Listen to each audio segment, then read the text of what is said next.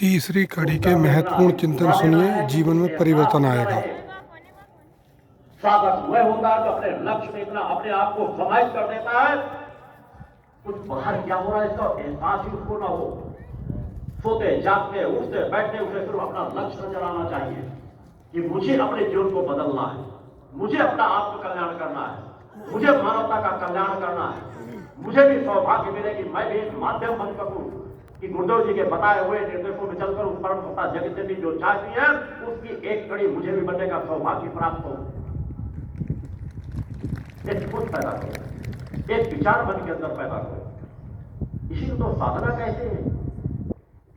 बड़ी बड़ी कथाएं सुन लो, बड़े बड़े ग्रंथों को रट लो, सैकड़ों बार उनका स्मरण कर लो, हाथ क्या लगेगा? आंशिक थोड़ी सी भक्ति भावना, थोड़े संस्कार,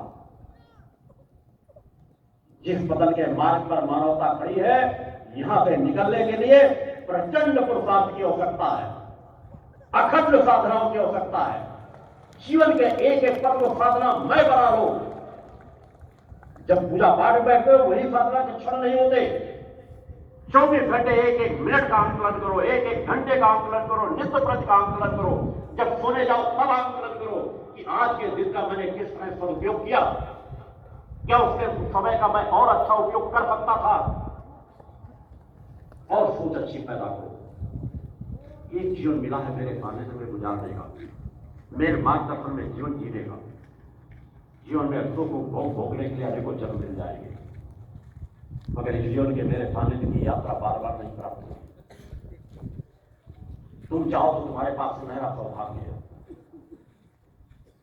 वह कुछ प्राप्त कर सकते हो जिसको प्राप्त करने के लिए ऋषि मुनि भी तरसते हैं, तड़पते हैं। बड़ी बड़ी साधनाएं करके जो फल नहीं प्राप्त कर सकते, तुम छोटी छोटी साधनाओं को करके मेरे बताए हुए कर्म पथ पर बढ़ करके साधक बन करके वह ऊर्जा, वह आशीर्वाद प्राप्त कर सकते हो। अतः सोच को और बदलो और संतुलन अपने जीवन में लाओ। मनो का और एकाग्र किया करो। बाहर नहीं कर पाते थे, बहुत से सबसे सीखो। जब यहां पर सुधार करोगे तो बाहर भी सुधार करोगे। अंततः मैं यहाँ की चीजों को और सीमित करता चला जाऊंगा कि आपके संसाधन जो आज मिल रहे हैं शायद वो भी न मिल पाए।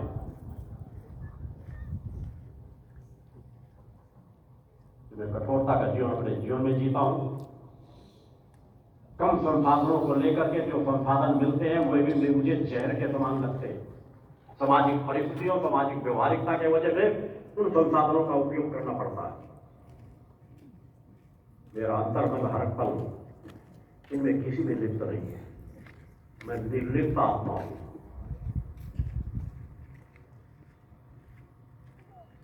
आप लोगों को एक राय दिखाने आया हूं। आप लोगों के अंदर सामर्थ्य है, वो सामर्थ्य भरने आया हूं। पात्र नहीं हो, पात्र बनाने आया हूं। सामर्थ्य नहीं है, सामर्थ्य देने आया हूं।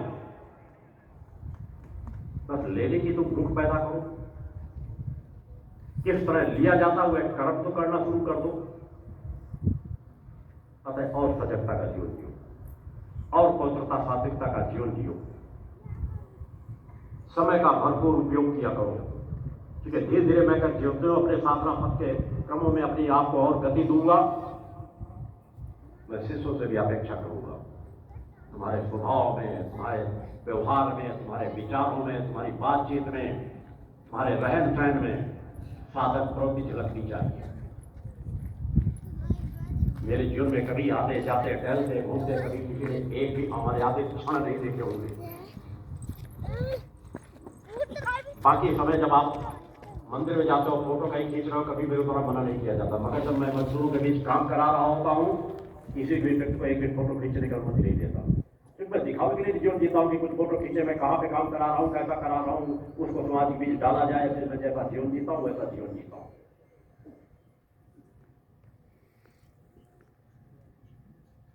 मेरे जीवन में कभी भी कोई फर्क नहीं डालने की क्षमता नहीं रखता, न मुझे किसी अन्य माध्यमों की आवश्यकता है।